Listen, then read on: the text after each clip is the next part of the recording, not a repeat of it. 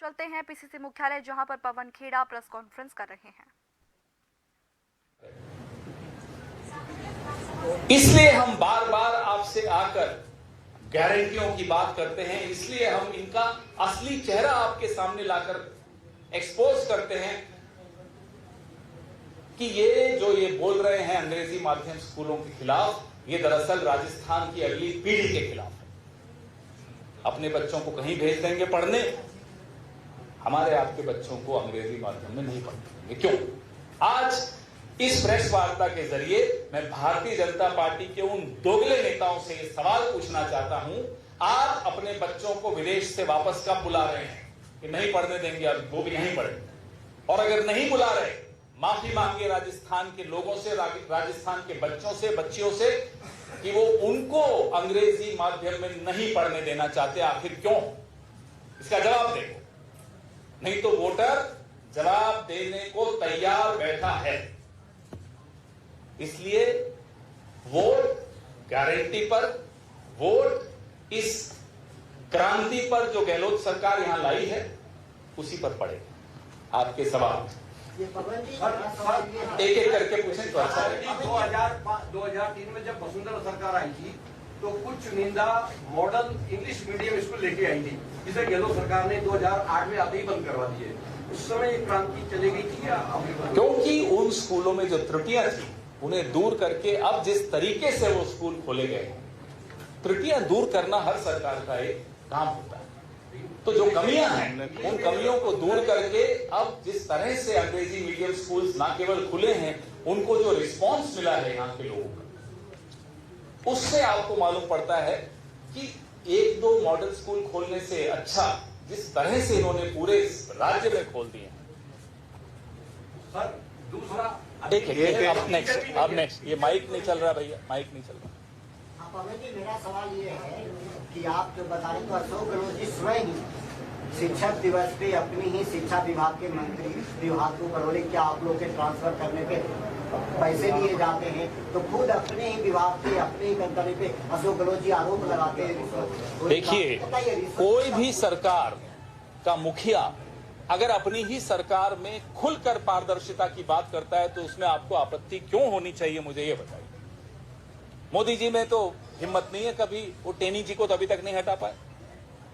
देखिए, पारदर्शिता लाना, हमारे जहां से हम आए हैं अभी केंद्र सरकार वहां बैठी है, अभी महीना डेढ़ महीना पहले सीएजी की रिपोर्ट्स आई थी। पारदर्शिता की बात करते हैं हम लोग। सीएजी की रिपोर्ट्स आने के बाद हमें और आपको क्या उम्मीद होती है कि कार्रवाई की जाएगी। कार्रवाई की गई, किस पर की? जिन्होंने वो रिपोर्ट लिखी। ये अंतर है। तो आप अगर गहलोत साहब ने ऐसा कहा या सवाल उठाया तो मुझे लगता है कि ये बहुत अच्छी बात है कि ऐसा सवाल उठाया। पारदर्शिता लाना हर सरकार के मुखिया का राजधर्म होता है। माइक नहीं चल रहा भैया आपका। एक अभी आ रहा हूं। मैंने देखा नहीं, देखकर उस पर वो भी बताएंगे, हम भी बताएंगे, फिर देख तो नहीं एक बार। बीजेपी नेता अपने बच्चों को विदेश में पढ़ते हैं, आप देखो कांग्रेस पार्टी के राहुल गांधी, सचिन पायलट, ऐसे तमाम बिल्कुल, लेकिन फिर हम यहाँ अंग्रेजी माध्यम स्कूल लाते हैं।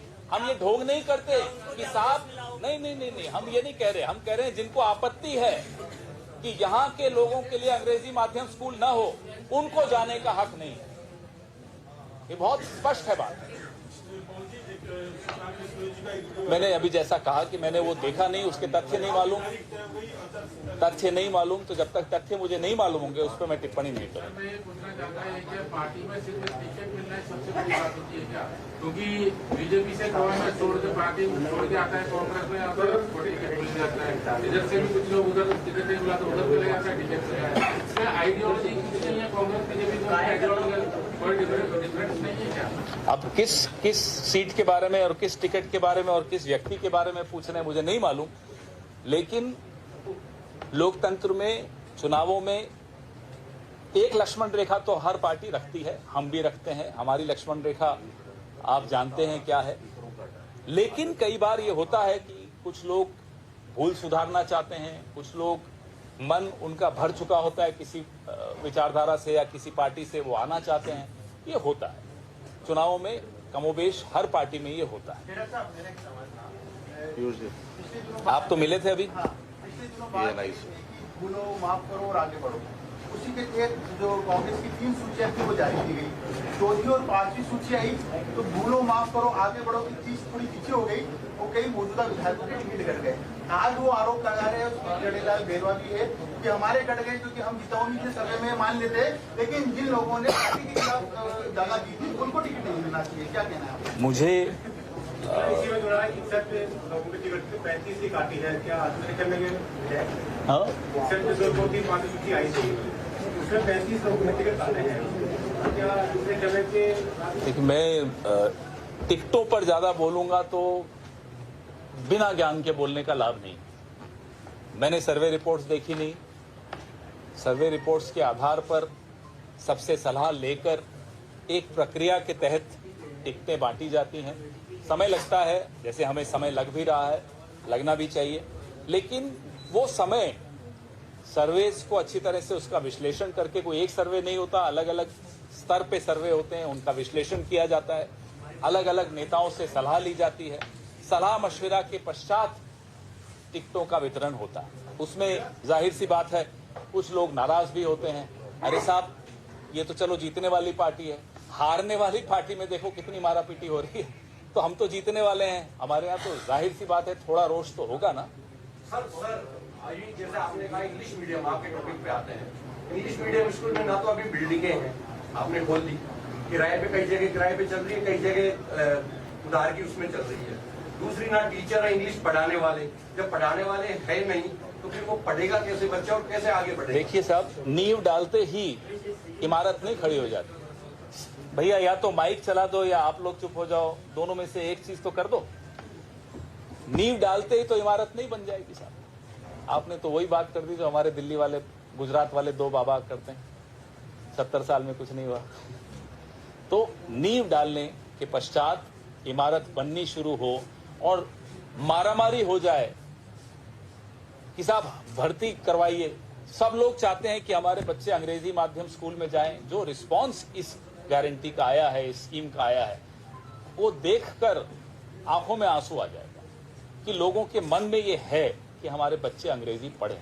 अब इमारत में 1 फ्लोर बना, 2 फ्लोर बने, 3 फ्लोर बने, समय लगेगा। काम शुरू हो गया, इसलिए कहा था रोटी पलट दोगे तो कच्ची रह जाएगी। सवाल मेरा है, चुनाव में कांग्रेस का प्रमुख मुद्दा कौन सा है? जो मुद्दा जो है, जो कौन सा मुद्दा प्रमुख रहेगा? देखिए, जो काम किया है उसके बाद कुछ कहने को रह नहीं जाता। मैं अभी सीएम साहब के साथ ही दिल्ली से आया। हवाई अड्डे पे जब हम उतरे और बाहर आ रहे थे तो एक प्रौढ़ दंपत्ति ने सीएम साहब को रोका। साहब, हम आबू धाबी में रहते हैं, रहने वाले जयपुर के हैं, वोट देने आए, आपका काम इतना पसंद आया कि इस बार हमने सोचा हम आबू धाबी से वापस जयपुर आकर वोट दें अपना। इसके बाद न कहने को कुछ रह जाता है, न सुनने को कुछ रह जाता है। लेकिन प्रमुख मुद्दा यही है कि रोटी कच्ची अच्छी नहीं रहती। दशरथ जी, एक मिनट दशरथ, एक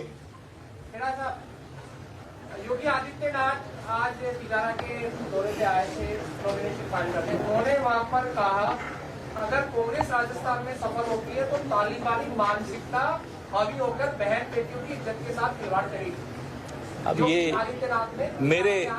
मेरे राज्य का माहौल बिगाड़ने की अनुमति मैं किसी को दूंगा नहीं। कल पुलिस वालों को दौड़ा दौड़ा कर उत्तर प्रदेश में गुंडों ने पीटा। अरे अपना राज्य जाकर संभालिए ना साहब। सुबोध कुमार सिंह पुलिस का एक अधिकारी था, उसकी हत्या कर दी गई, संभालिए ना साहब। यहां आकर मेरे राज्य का माहौल क्यों बिगाड़ रहे हो? अपना राज्य संभलता नहीं है, चले आए यहां माहौल बिगाड़। राजस्थान की जनता जवाब देगी। एक सेकंड, वहाँ पे वो कहते हैं कि मुझे मुख्यमंत्री कुर्सी छोड़ नहीं रही है और शायद छोड़ेगी भी नहीं। फिर सचिन पायलट बयान देते हैं कि कि विधायक दल के जो विधायक है वो तय करेंगे कि मुख्यमंत्री कौन होगा। आप हर चीज को मुद्दा क्यों बनाते हैं? लगता है सर ये सुनकर। नहीं, बनाइए मुद्दा बनाइए। आज मुद्दा क्या है? आज मुद्दा है 7 गारंटियों का मुद्दा। आज मुद्दा है चिरंजीवी स्वास्थ्य योजना का मुद्दा। आज मुद्दा है अंग्रेजी माध्यम स्कूल रहें या न रहें। अरे हमारी 7 गारंटियों से बाबा जी हमारे जो दिल्ली वाले हैं गुजराती, वो कितने परेशान है देखिए। यहाँ आकर वो भी हमारी गारंटीज की बात करते हैं। तो गारंटियों के अलावा और कोई मुद्दा है ही नहीं अब इस चुनाव में। भ्रष्टाचार की बात करते हैं, भाजपा का आरोप है कि सचिवालय में आग लगी, वो आग लगाई गई है, भ्रष्टाचार की कुछ फाइलें हैं उन्हें जलानी। अरे साहब, आईटी के कमरे में आग लगी, उसमें कौन सा भ्रष्टाचार का फाइलें हैं? गुजरात और उत्तर प्रदेश में हर बार चुनाव से पहले ऐसे फाइलों में आग लगती है जहां मालूम है कि कुछ हुआ। लेकिन अब तो ऐसी बेशर्मी का आलम है कि सीएजी की रिपोर्ट्स आती हैं तो रिपोर्ट लिखने वाले पे कार्रवाई हो जाती है। ये लोग भ्रष्टाचार की बात कर रहे हैं। बताइए लोकपाल का नाम क्या है? किसी को नहीं मालूम। कौन है लोकपाल इस देश में? नहीं मालूम। लोकपाल का आंदोलन कितना बड़ा था। आज मुझे अभी गूगल किए बगैर मुझे नहीं मालूम पड़ेगा लोकपाल कौन है। अतुल जी तो बड़े ज्ञानी हैं, IAS वाईएएस कर चुके हैं। पूछिए इनसे लोकपाल कौन है, पूछिए स्वर्णिम भाई से लोकपाल कौन है। मैं आपसे पूछता हूं बिना गूगल किए, बताओ। एक सेकंड। लोकपाल का जब नाम नहीं मालूम जिस देश में, और लोकपाल के आंदोलन पे सवार होकर सरकारें बनाते हैं, वो भ्रष्टाचार की बात करते हैं। हाँ जी, आप पूछ रहे थे साहब। मैं कह रहा हूँ आज लोकपाल को आज आप आरोपित कर रहे हो। मैं लोकपाल पे तो कोई आरोप लगा ही नहीं रहा। मैं तो कह रहा हूँ नाम ही नहीं मालूम हमें। उसी अरविंद केजरीवाल के साथ आज आपकी पार्टी जो है इंडिया अलायंस में साथ है। अब आप कैसे कह सकते हैं? भाई हम तो नरेंद्र मोदी जी से पूछते हैं कि लोकपाल आपने बनाया ना, कहाँ है वो लोकपाल? उस पर कितने केस आपने उसको दिए हैं? लोकपाल तो केंद्र सरकार ने बनाया ना। मैं लोकायुक्त की बात नहीं कर रहा हूं। मैं एक सेकंड लोकपाल की बात कर रहा हूं, सीएजी की बात कर रहा हूं। कहां है सीएजी? क्या होता है सीएजी रिपोर्ट्स का? 55 आई थी 2015 में, 2021 तक आते आते 14 रह गई। सीएजी रिपोर्ट्स नहीं आती अब इस देश में। आती है तो उनकी ट्रांसफर कर दी जाती है जो रिपोर्ट लिखते हैं ऑडिटर्स।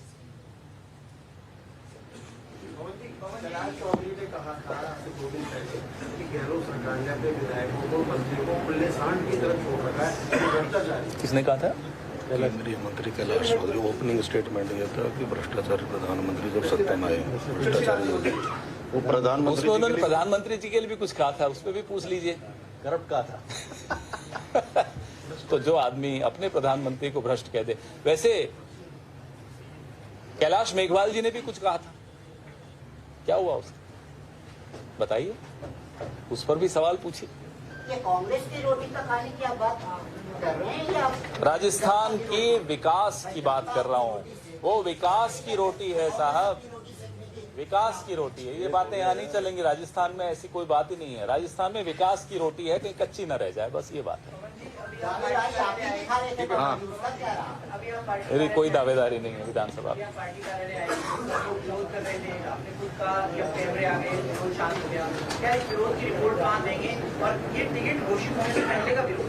नहीं, मेरा काम नहीं है टिकटों में मैं हस्तक्षेप करूंगा नहीं, इसलिए मेरा ये काम नहीं है कि वहां रिपोर्ट दूं जाकर।